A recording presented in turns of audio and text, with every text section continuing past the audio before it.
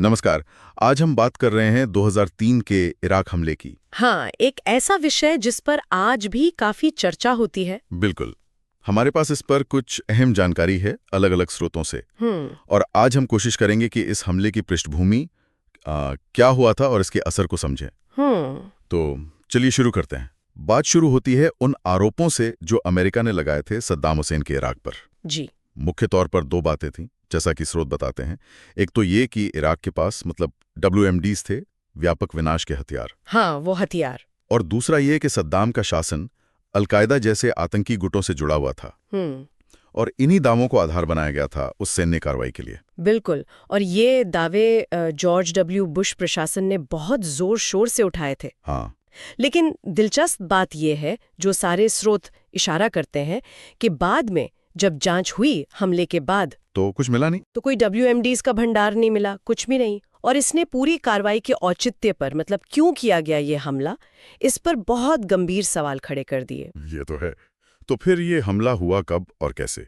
जानकारी कहती है कि 20 मार्च 2003 को। जी, तारीख यही है। नाम दिया गया ऑपरेशन इराकी फ्रीडम। अमेरिका तो था ही, साथ में UK, ऑस्ट्रेलिया, पोलैंड जैसे सहयोगी भी थे। हाँ, एक गठबंधन था पूरा। शुरुआत हुई हवाई हमलों से, जबरदस्त बमबारी, और फिर जमीनी सेना अंदर घुसी। बिल्कुल।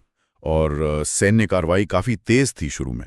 कुछ ही हफ्तों में, शायद अप्रैल तक ही, बगदाद पर कब्जा हो गया। हाँ, बगदाद गिर गया और सद्दाम हुसैन का शासन कम से कम औपचारिक रूप से खत्म हो गया। लेकिन ये तो बस शुरुआत थी। सद्दाम हुसैन को बाद में दिसंबर 2003 में पकड़ा भी गया। हाँ, वो तस्वीरें आई थी। जी। फिर उन पर मुकदमा चला और फांसी दे दी गई। पर वो WMDs वाली बात, वो एक बड़ा मुद्दा बनी रही। अंतर्राष्ट्रीय स्तर पर बहुत आलोचना हुई हमले की। सही बात है। पर सद्दाम के जाने के बाद क्या हुआ? क्या स्थिरता आई? स्रोत तो कुछ और ही बताते हैं। स्थिरता तो बिल्कुल नहीं आई। असल में इराक एक तरह से अराजकता में डूब गया। अराजकता मतलब जो पुरानी व्यवस्था थी वो टूट गई और कोई नई मजबूत व्यवस्था बन नहीं पाई। सुन्नी और शिया समूहों के बीच, ओ हाँ, वो सांप्रदायिक हिंसा, भयानक सांप्रदायिक हिंसा भड़क उठी। सालों तक चली वो। और इसी माहौल में फिर कई विद्रोही गुट खड़े हो गए। और फिर आईसिस भी तो आया। बिल्कुल। इसी अस्थिरता और खालीपन का फायदा उठाकर बाद के सालों में आईसिस जैसा खतरनाक आतंकी संगठन पनपा। उसने इराक और सीरिया के बड़े हिस्सों पर कब्जा कर लिया था।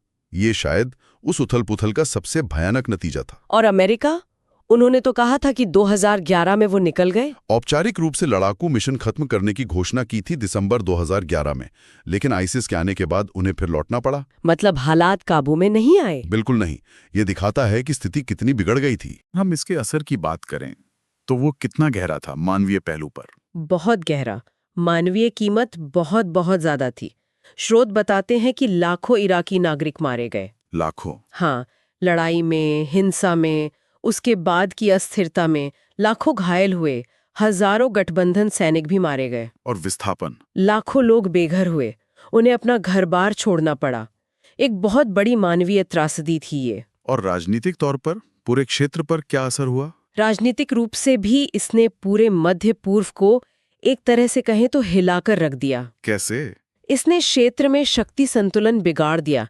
ईरान जैसे देशों का प्रभाव बढ़ने का मौका मिला और पूरे इलाके में अस्थिरता बढ़ी, जो आज तक महसूस होती है। और अमेरिका की अपनी छवि? वैश्विक स्तर पर अमेरिका की साख पर असर पड़ा, खासकर जब WMDs नहीं मिले। और अमेरिका के अंदर भी इस युद्ध को लेकर एक लंबी, कभी न खत्म होने वाली बहस छिड़ गई, जो आज भी चलती है। हाँ बिल्कुल, कि क्या ये जरूरी था, क्या ये सही तरीके से किया गया, इसके नतीजे क्या निकले। और इराक वो आज भी जूझ रहा है। राजनीतिक अस्थिरता, सुरक्षा की चुनौतियां, आर्थिक मुश्किलें, सब कुछ। तो अगर हम सार निकालें इन सारी बातों का, तो क्या कहेंगे? मुख्य बातें क्या हैं? मुख्य बात यह है कि हमला उन दावों पर आधारित था जो बाद में, कहना चाहिए, सही साबित नहीं हुए। WMDs नहीं मिले? हाँ, सद्दाम का तख्ता पलट तो हो गया, लेकिन उसके बाद इराक में जो हुआ वो एक लंबी, दर्दनाक अस्थिरता का दौर था। भारी मानवीय कीमत चुकानी पड़ी। बिल्कुल, बहुत भारी। तो आखिर में ये सोचने वाली बात है। हाँ, ये एक अहम सवाल उठाता है। अगर हम शुरुआती लक्ष्यों को देखें, WMDs हटाना, आतंकी लिंक तोड़ना, जो या तो गलत जानकारी पर आधारित थे या पूरे नहीं हुए, तो ये पूरी घटना हमें क्या सिखाती है? बाहर